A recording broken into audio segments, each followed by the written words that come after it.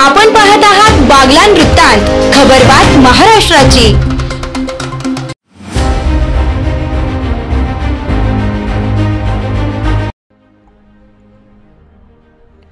फलक लेखनातून महाराष्ट्र राज्याचे शिक्षण मंत्री दादाजी भुसे यांना वाढदिवसाच्या शुभेच्छा।